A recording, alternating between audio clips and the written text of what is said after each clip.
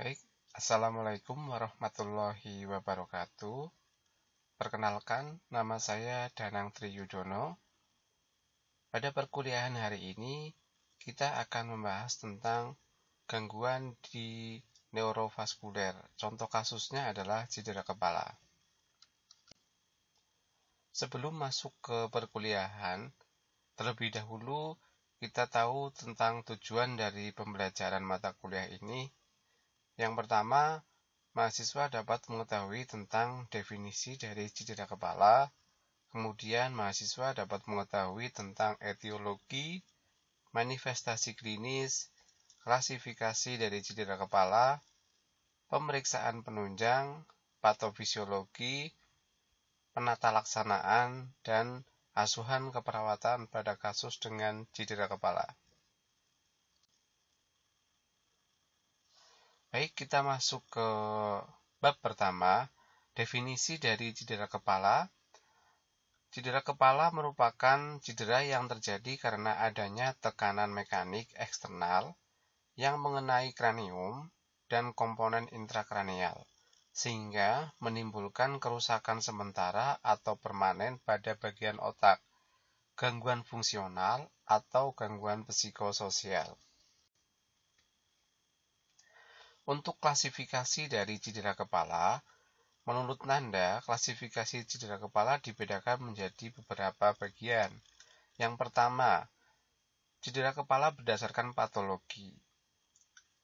Ada cedera kepala primer, di mana cedera kepala primer merupakan cedera awal yang dapat menyebabkan gangguan integritas fisik, kimia, dan listrik dari sel di area tersebut, yang menyebabkan terjadinya kematian sel. Yang kedua adalah cedera kepala sekunder. Cedera kepala sekunder merupakan cedera yang terjadi setelah trauma, sehingga dapat menyebabkan kerusakan pada bagian otak dan tekanan intrakranial yang tidak terkendali, seperti respon fisiologis cedera otak, udim cerebral, perubahan biokimia, perubahan hemodinamik cerebral, iskemia cerebral, hipotensi sistemik, dan infeksi lokal atau sistemik. Baik, kita lanjut. Berdasarkan jenis cedera, dibagi menjadi dua. Yang pertama, cedera kepala terbuka. Cedera kepala terbuka adalah cedera yang menembus tengkorak dan jaringan otak, sehingga dapat menyebabkan terjadinya fraktur tulang tengkorak dan laserasi diameter. Yang kedua, cedera kepala tertutup. Cedera kepala tertutup merupakan cedera atau gagar otak ringan dengan cedera cerebral yang sangat luas.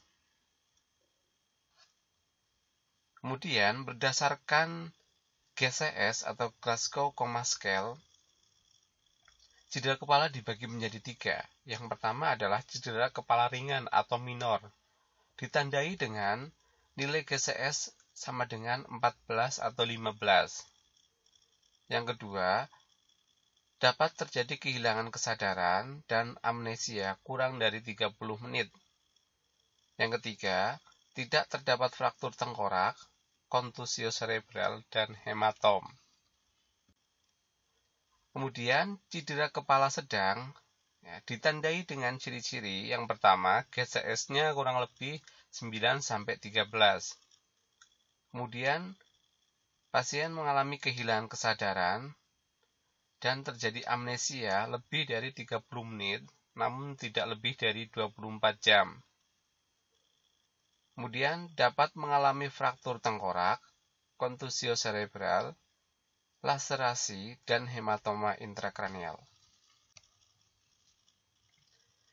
Yang ketiga, cedera kepala berat ditandai dengan ciri-ciri GCS-nya 3-8.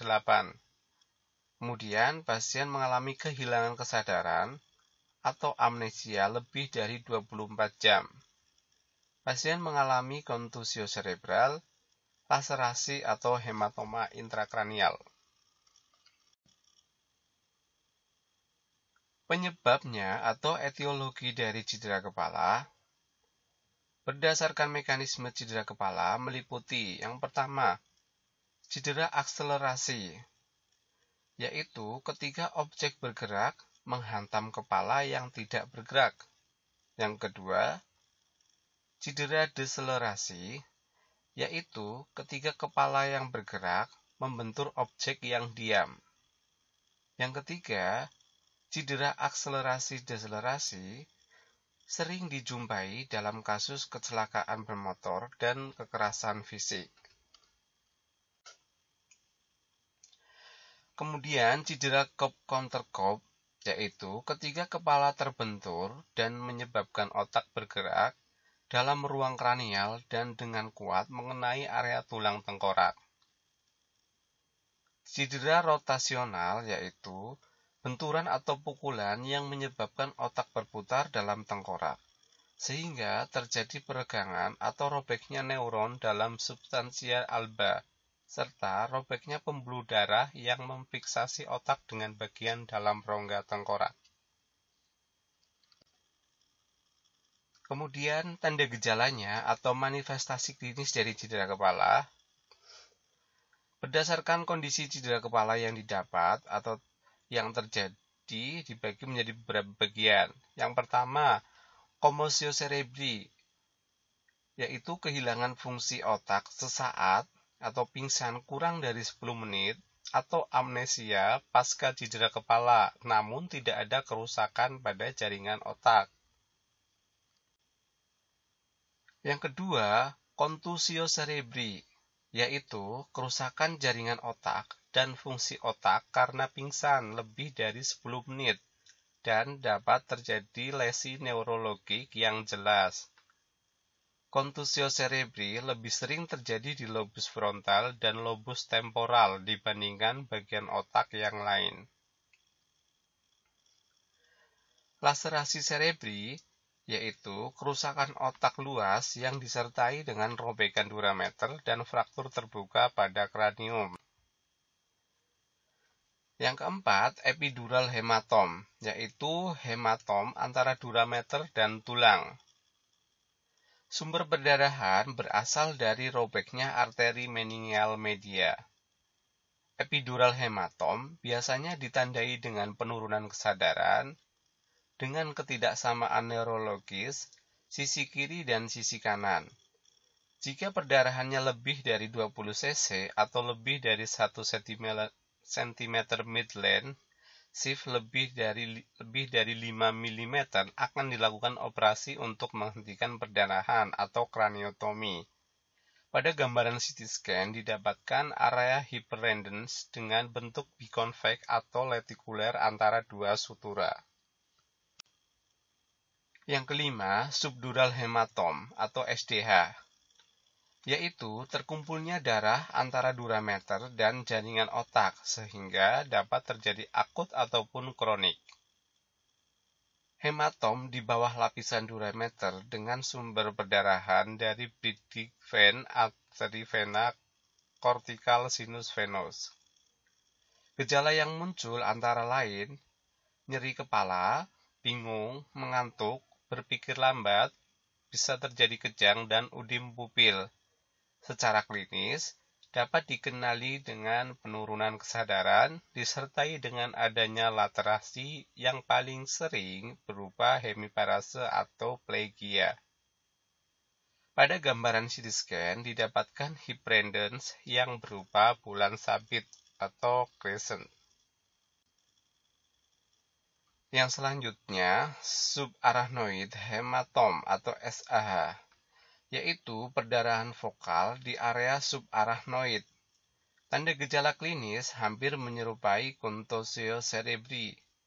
Pada pemeriksaan CT scan didapatkan lesi hyperendence yang mengikuti arah girus-girus cerebri di daerah yang berdekatan dengan hematom. Yang selanjutnya intracerebral hematom atau lebih dikenal dengan ICH, yaitu perdarahan yang terjadi pada jaringan otak yang mengakibatkan robeknya pembuluh darah yang ada pada jaringan otak. Pada pemeriksaan CT scan didapatkan lesi perdarahan antara neuron otak yang relatif normal. Yang berikutnya adalah fraktur basis kranii, yaitu fraktur dari dasar tengkorak, temporal, occipital, sphenoid, dan ethmoidal. Terbagi menjadi dua, yaitu fraktur anterior yang melibatkan tulang ethmoidal dan sphenoid, dan fraktur posterior atau bagian belakang, melibatkan tulang temporal, occipital, dan beberapa bagian tulang sphenoidal. Tanda dan gejala dari fraktur basis kranii yaitu ekimosis periorbital atau lebih dikenal dengan rayon S atau daerah mata terlihat kebiruan. Yang berikutnya adalah ekimosis mastoid. Kemudian keluarnya darah beserta cairan cerebrospinal dari hidung atau telinga yang lebih sering dikenal dengan rhinore atau otorea. Kemudian adanya kelumpuhan nervus pada daerah kranial.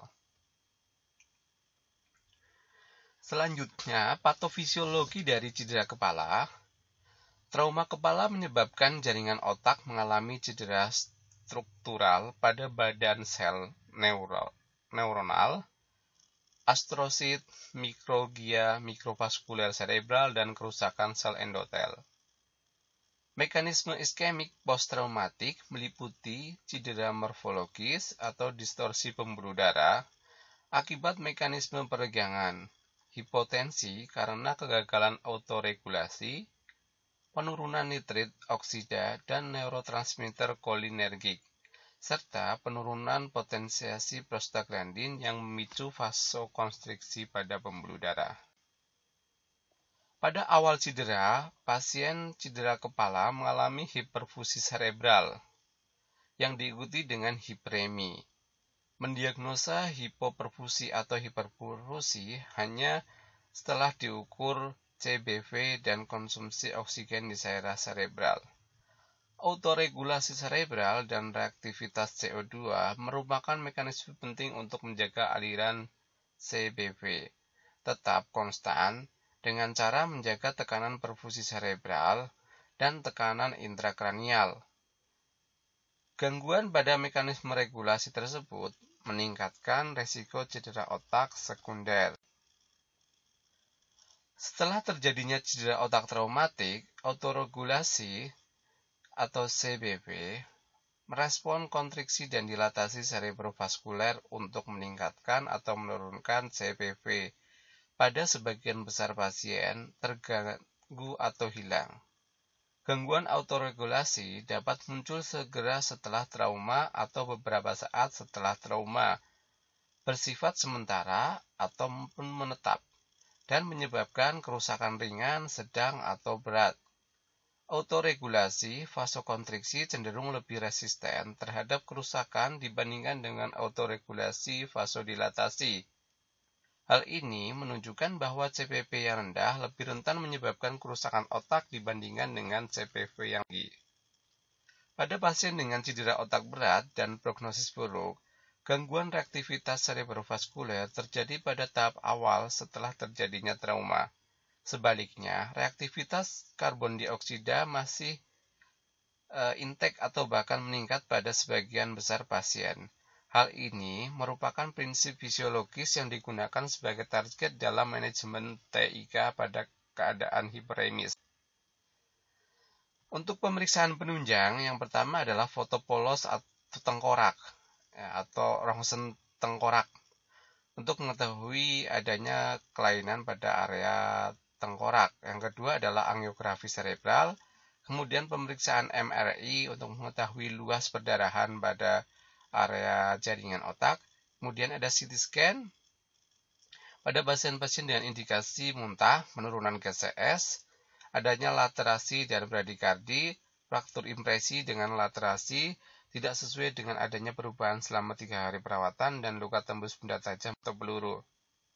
Untuk pemeriksaan diagnostik, ada pemeriksaan laboratorium. Yang pertama adalah ada analisa gas darah. Tujuannya untuk menentukan adanya masalah ventilasi atau oksigenasi dan peningkatan tekanan intrakranial.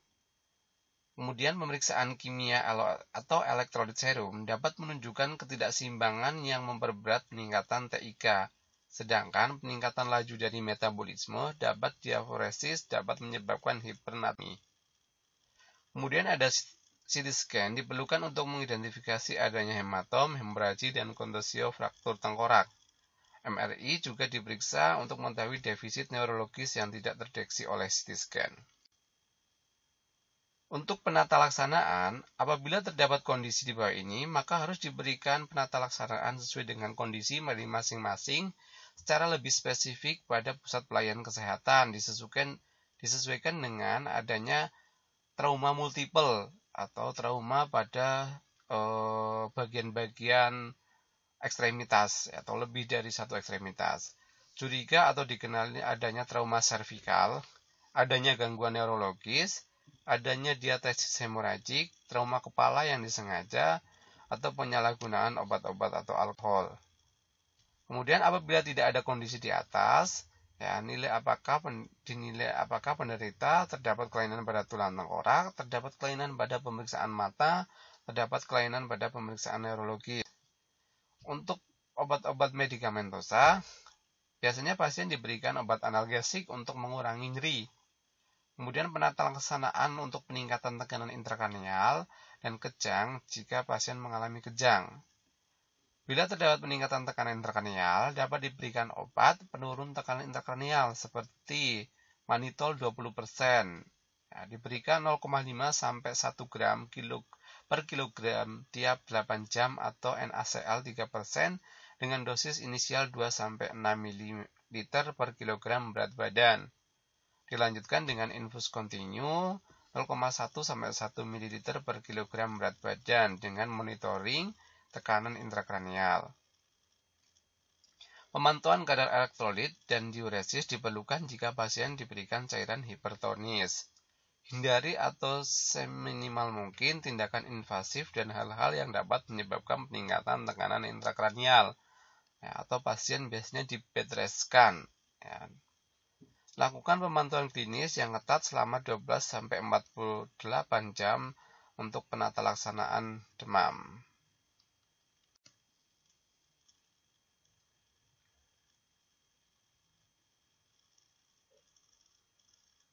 Kemudian, untuk diagnosa keperawatan yang mungkin muncul, yang pertama adalah nyeri akut.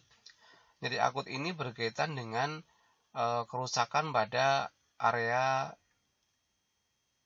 kranium atau robekan pada area laserasi di area kepala. Ya. Biasanya ditandai dengan adanya luka pada area kepala, ya, kemudian keluhan nyeri dan pengkajian bagi RSTUV.